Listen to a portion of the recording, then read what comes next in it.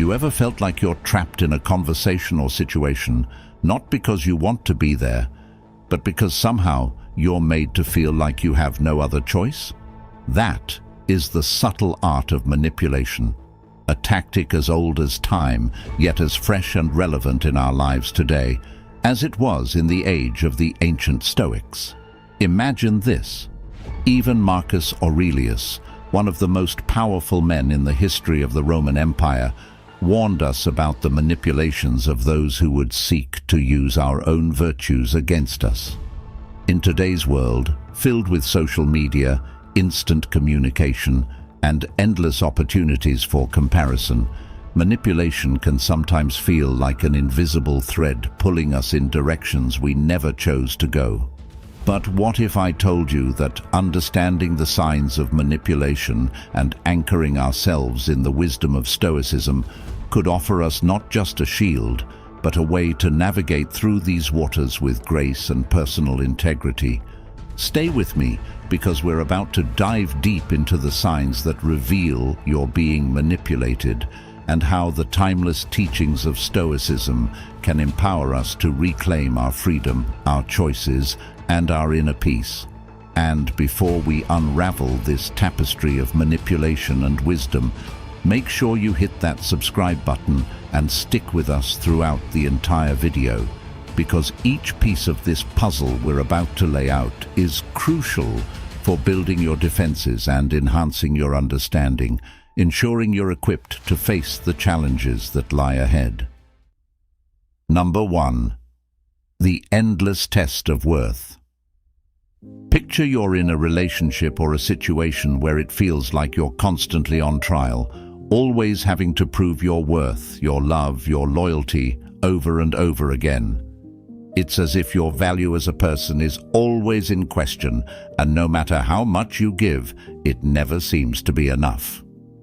Now, let's pause for a moment and think about that through the lens of Stoicism. The Stoics, those ancient philosophers who were all about inner peace and resilience, had a pretty clear stance on this. They believed that our worth is inherent, something that can't be given or taken away by someone else's demands or judgments. Marcus Aurelius, a Stoic emperor and philosopher, once wrote about the importance of being true to oneself, regardless of external pressures. He suggested that the opinion of others should not disturb our inner tranquility. So, when we find ourselves in these endless tests of worth, what we're really facing is a manipulation tactic, one that tries to make us doubt our intrinsic value. This is especially toxic because it can lead us to overextend ourselves, to pour our energy and affection into a bottomless pit, hoping that this time it will be enough. But here's the Stoic twist. It's not about proving our worth to others. It's about recognizing our own value and standing firm in it. It's about setting boundaries and understanding that no one has the right to make us feel less than we are. So, why do manipulators do this? Why the endless test? Because it keeps us off balance, constantly seeking their approval, and in doing so, we give away our power. But remember, in the words of Epictetus, another Stoic heavyweight, we have control over our own perceptions and actions.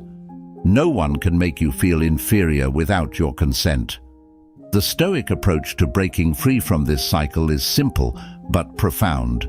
Know yourself, respect yourself, and do not let the shifting sands of someone else's approval define your worth. It's about moving from external validation to internal peace, understanding that you are enough, just as you are. And when someone tries to make you prove your worth, remember, you don't have to take that test. You've already passed it simply by being your authentic self. Number 2.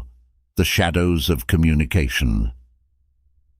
It's like walking through a thick fog where you can barely see what's ahead or even grasp the true intentions behind the words being spoken to you. This shadowy communication often takes the form of passive aggressiveness. Those moments when someone's words say one thing, but their tone, their actions screams something entirely different. It's like trying to read a book with half the pages torn out. You get the gist, but the full story, it remains elusive, leaving you to fill in the blanks, often with doubts and insecurities. The ancient Stoics had a powerful antidote to this kind of manipulation: clarity and straightforwardness. They valued direct communication and believed that the truth, no matter how blunt, was always preferable to a comforting lie. Marcus Aurelius, for one, emphasized the importance of saying what you mean and meaning what you say, a principle that cuts through the shadows of communication like a beacon of light. But why do manipulators love to dwell in these shadows? Because ambiguity is their ally. By not saying what they truly mean, they avoid accountability. "I was just joking," they might say, or "You're reading too much into it." Sound familiar? It's a way to keep you guessing, to keep the power dynamics tilted in their favor. After all, if you're always trying to decode their true intentions, you're less likely to challenge them or assert your own needs. Stoicism teaches us to look beyond the surface, to seek the intention behind the words. It reminds us that while we cannot control how others choose to communicate, we can control our reactions to it. We can seek clarity, ask direct questions, and refuse to play the guessing game. And when we encounter those who persist in communicating from the shadows, we have the power to choose not to engage, to step back into the light of clear, honest interaction. In our interactions, let's strive for the Stoic ideal of straightforwardness. Let's not be afraid to ask for clarification, to express our needs and expectations openly, because in doing so, we not only dispel the shadows of communication, but we also invite others to step into the light with us. Remember, a conversation shouldn't be a labyrinth. It should be a clear path, marked by honesty and respect, leading to understanding and connection. Number 3, the maze of gaslighting. Imagine being in a labyrinth where every turn you take seems right, but somehow you end up questioning if you've been going in circles. Gaslighting is like that, but in the realm of personal interactions. It's a manipulative tactic that makes you doubt the very essence of your reality, your memories, even your sanity. Someone gaslights you by denying things they've said or done, or by twisting the truth so skillfully that you start questioning your own perceptions. The Stoics, with their focus on the power of our mind and perception, offer a guiding light out of this maze. They taught the importance of trusting in one's own judgment and the evidence of one's senses. Epictetus, a Stoic philosopher, urged us to differentiate between what is within our control and what is not. Our perceptions, our beliefs, our judgments, these are within our control. So when faced with gaslighting, the Stoic practice of grounding oneself in one's own perception of reality becomes a crucial defense. But why is gaslighting so effective as a form of manipulation?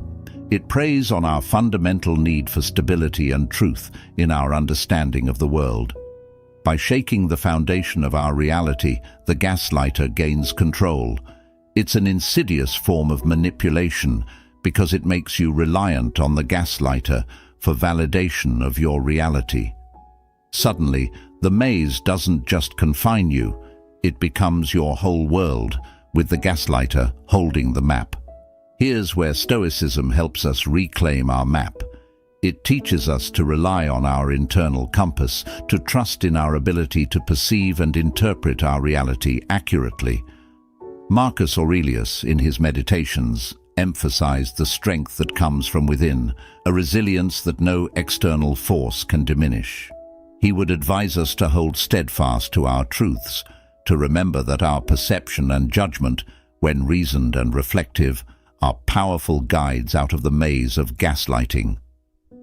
Breaking free from gaslighting begins with this Stoic realization. We may not control the actions or words of others, but we can control our response to them. We can choose not to play the game. We can seek support, document our experiences, and trust in the evidence of our senses.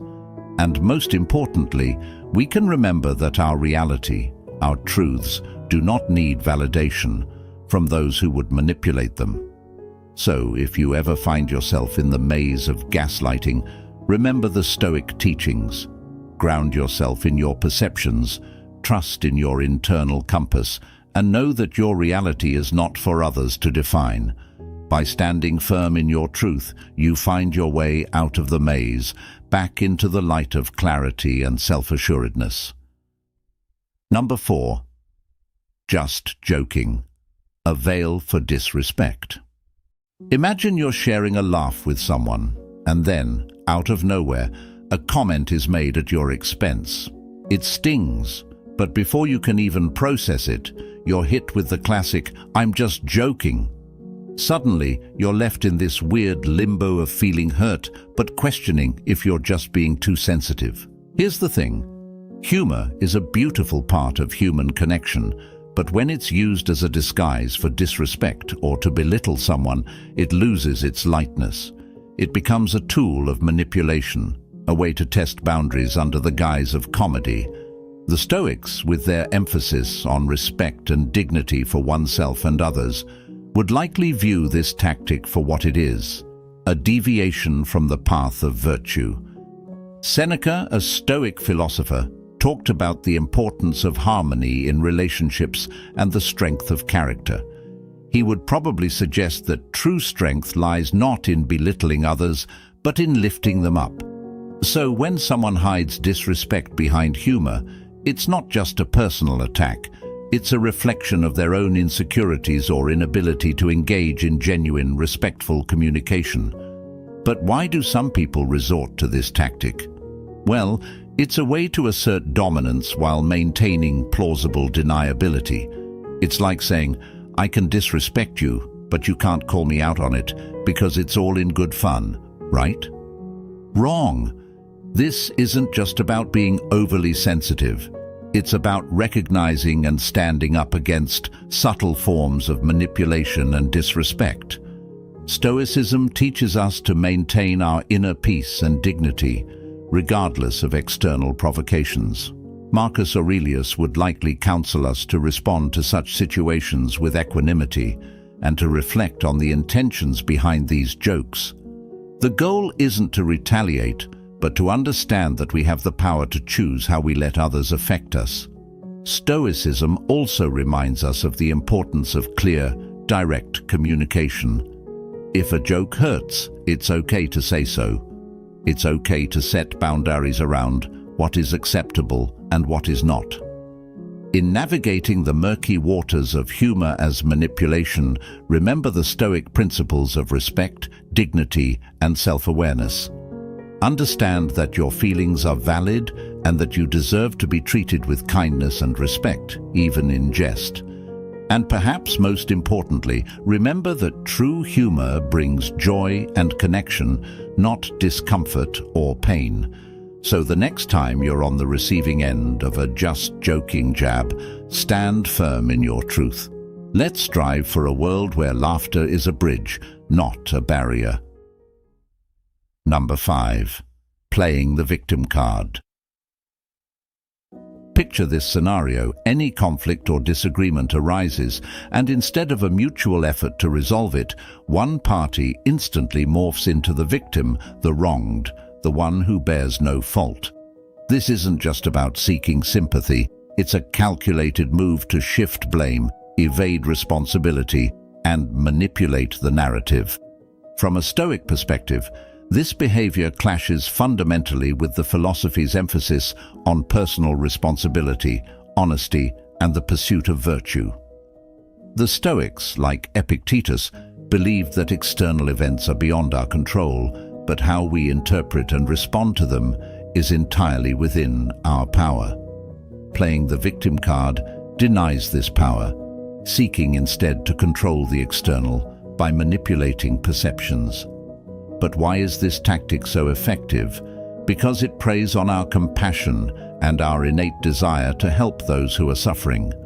When someone plays the victim, it triggers a response in us to alleviate their suffering, often at the cost of our own needs and sometimes even our grasp of the truth.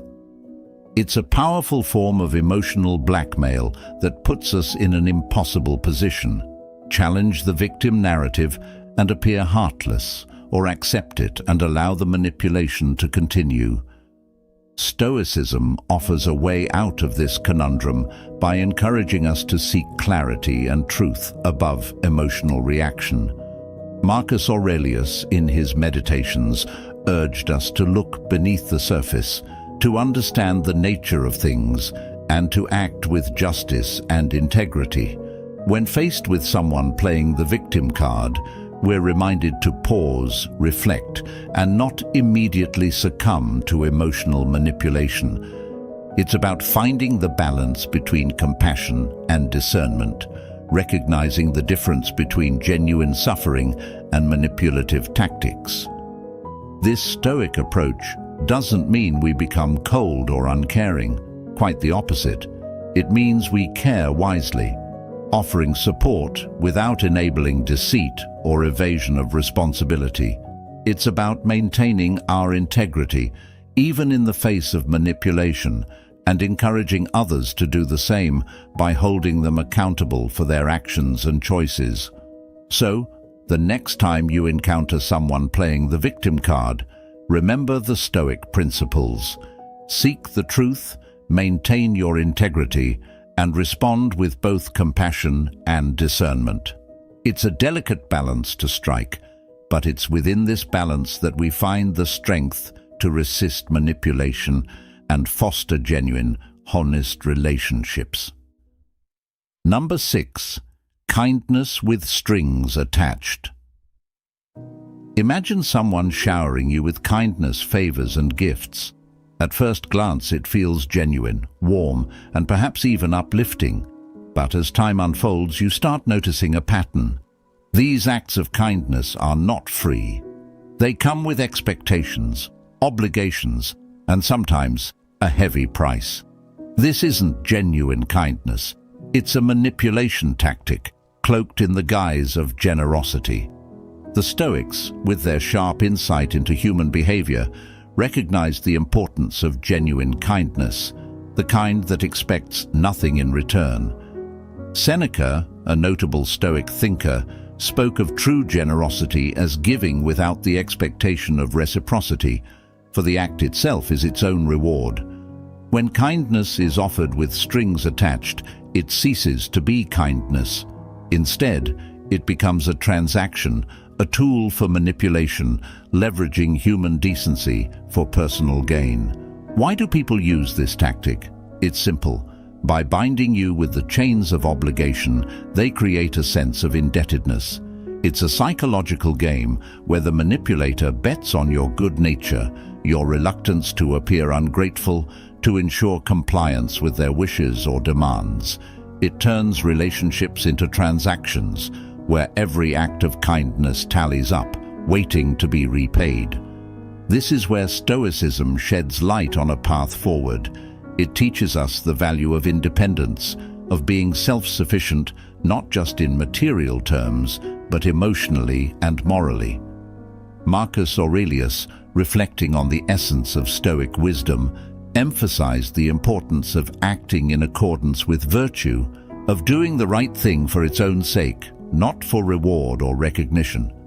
When we apply this to the concept of kindness, it becomes clear. True kindness is unconditional. But how do we deal with those who offer kindness with strings attached? First, by recognizing it for what it is, a manipulation tactic. Then, by grounding ourselves in Stoic principles, we can appreciate the kindness we receive, but remain vigilant against hidden agendas. We learn to say thank you for the gesture, but maintain our autonomy, making it clear that our actions, our choices, are not for sale. In navigating these tricky waters, let's remember the Stoic virtues of wisdom and courage. Wisdom to see beyond the surface, to recognize when kindness is used as a lever of control, and courage to maintain our integrity, to kindly but firmly set boundaries that protect our independence and virtue. Number 7. Minimizing your feelings. Imagine opening up to someone about a struggle or pain you're experiencing, only to have it dismissed as insignificant, or worse, compared to a supposedly greater suffering of theirs. This isn't just about neglecting your feelings. It's a strategy to undermine your experiences, to make you feel small and your problems unworthy of attention. The Stoics, who placed great value on the power of perception and the significance of emotional resilience, would likely view this act of minimizing feelings as a deviation from the path of empathy and understanding. They believed in the strength of acknowledging and facing our emotions, not in belittling them. Epictetus, one of the pillars of Stoicism, taught that our reactions to events, more than the events themselves, define our experience. When someone minimizes your feelings, they're not just dismissing your reaction, they're attempting to redefine your experience, to assert control over how you should feel. But why do people engage in this behavior? Often it's a manifestation of their discomfort with vulnerability or a misguided attempt to maintain a facade of strength. By belittling your feelings, they divert attention from their own insecurities or inadequacies.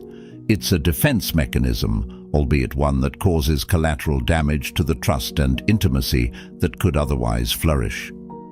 Stoicism offers a countermeasure to this tactic: the cultivation of self-awareness and the affirmation of our right to feel.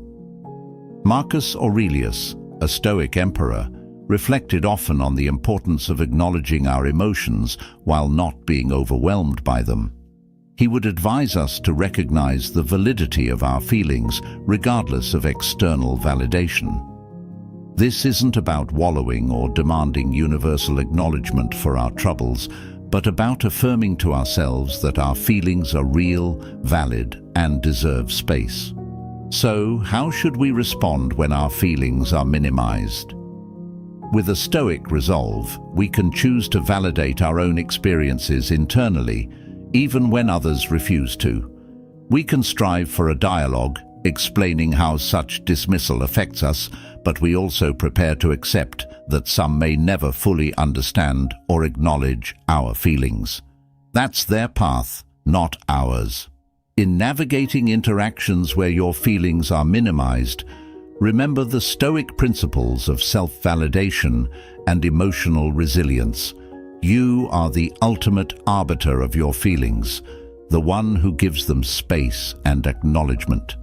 By doing so, you honor your truth and maintain your inner peace, regardless of external affirmations or dismissals.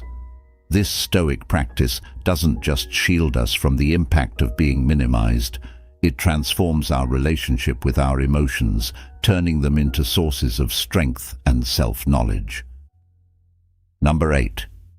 The illusion of calm superiority. This is where someone maintains a facade of unflappable serenity, not as a genuine reflection of inner peace, but as a way to make you feel over-emotional, irrational, or even childish by comparison. It's a subtle form of gaslighting, making you question the validity of your emotions and the reasonableness of your reactions. From a Stoic viewpoint, this manipulation tactic is a perversion of what they actually advocate for: true inner calm and equanimity. The Stoics, like Seneca and Marcus Aurelius, prized the state of being untroubled by external disturbances, but not for the purpose of belittling others.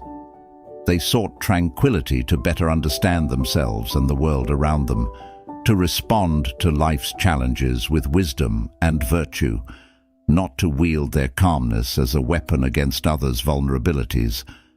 But why do manipulators adopt this illusion of calm superiority? It serves to elevate them in a power dynamic, casting them as the rational counterpart to your supposedly unchecked emotions. It's a control mechanism designed to silence dissent and discourage expression of feelings under the guise of maintaining peace or rationality. In confronting this tactic, Stoicism equips us with a valuable tool: the differentiation between what we can control and what we cannot. Our emotions, our responses, are within our realm of control. Someone else's decision to feign superiority? Not so much. Stoicism teaches us to focus on our internal responses, to validate our emotions without needing external approval. It encourages us to seek a state of true calm, not as a means of feeling superior, but as a way of being genuinely at peace with whatever emotions we experience. Responding to the illusion of calm superiority, then, becomes an exercise in Stoic resilience. We acknowledge our emotions, we express them appropriately, and we refuse to be drawn into a false hierarchy where the only way to be seen as rational is to suppress what we feel. We remember the words of Epictetus, who reminded us that external appearances are deceiving and true mastery is over one's internal state, not over others. So when faced with someone projecting calm superiority, remember, your emotions are valid, your reactions are yours to express, and you don't need to compete in a game of who's more unflappable.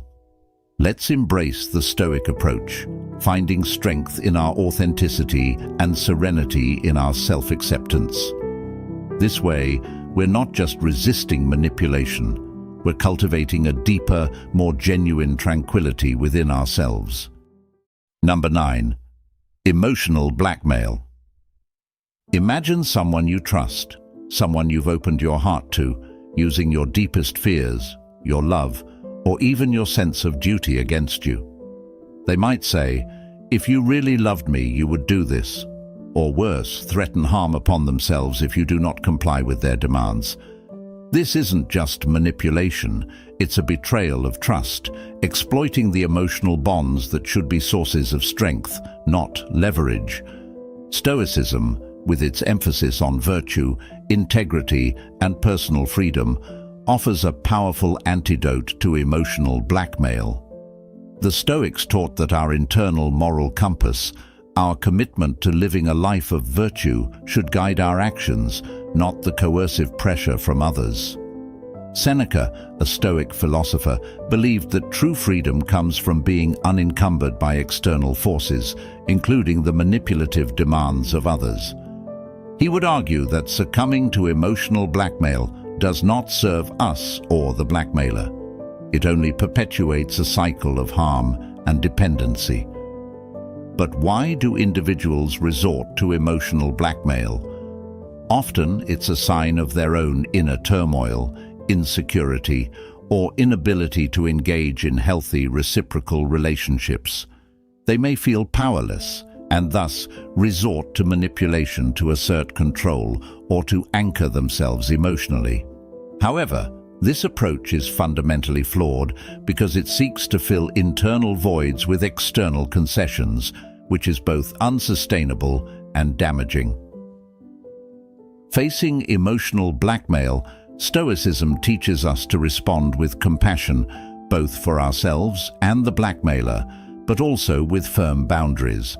Marcus Aurelius, the Stoic emperor, would counsel us to meet such challenges with patience and understanding, but to remain steadfast in our principles. We must recognize that while we can offer support, we cannot allow our lives and decisions to be dictated by another's emotional state or manipulative demands.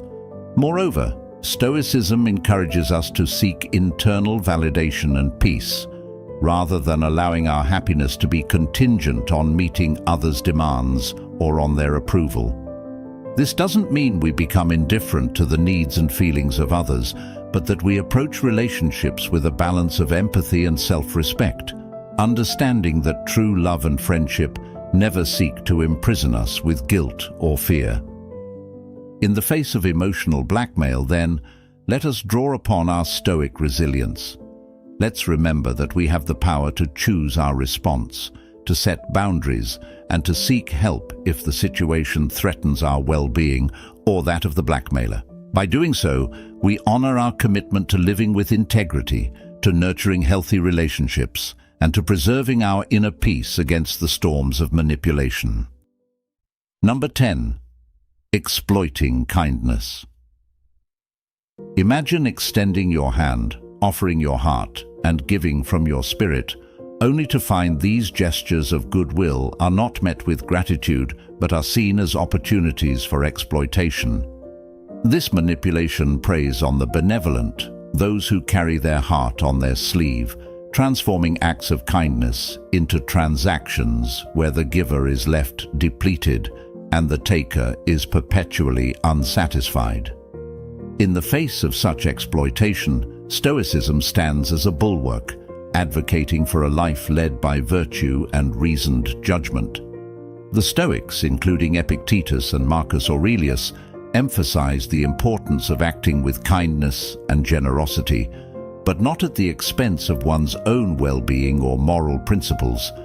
They taught that true kindness is measured not by the external rewards it brings, but by the internal satisfaction of having acted in accordance with virtue. But why do some see kindness as a weakness to be exploited? Often it's a reflection of their own deficiencies, a lack of self-sufficiency, a deep-seated insecurity, or an inability to genuinely connect with others. They view the kind-hearted not as fellow souls to be cherished, but as resources to be mined, mistaking generosity for naivety. Stoicism instructs us to approach such situations with both wisdom and courage, the wisdom to discern the true nature of these interactions, and the courage to set boundaries that protect our generosity from becoming folly. It teaches us that being kind does not mean being indiscriminate with our energy and resources. We must be judicious, ensuring that our kindness is not only well-intended, but also well-placed, nurturing relationships that are reciprocal and respectful, rather than one-sided and exploitative. Moreover, Stoicism reminds us that our primary duty is to our own virtue and integrity. We must not allow the exploitation of our kindness to lead us into bitterness or cynicism. Instead, we're encouraged to view such experiences as opportunities for growth, as tests of our resilience and commitment to living virtuously, regardless of others' actions. So, when faced with the exploitation of our kindness, let us lean into our Stoic principles. Let's continue to be generous, but with the foresight and strength to ensure our kindness enriches not just the lives of others, but our own lives as well. Let us remember that the highest form of kindness is that which is given freely, but also wisely, safeguarded by the virtues of temperance, justice, and courage. In doing so, we uphold the Stoic ideal of living a life of purpose, where our kindness becomes a beacon of hope and humanity, untainted by the manipulations of the world. As we close this chapter on recognizing and navigating the subtle contours of manipulation, remember that the essence of Stoicism isn't just about enduring the challenges life throws at us, but about emerging wiser, kinder, and more resilient. Each moment of manipulation confronted with virtue and wisdom is a step closer to the serene inner citadel we aspire to build within ourselves. Thank you for being here, for sharing in this journey of self-discovery and strength. Remember, in the face of life's storms, we stand not just as individuals, but as a community united in virtue and resilience.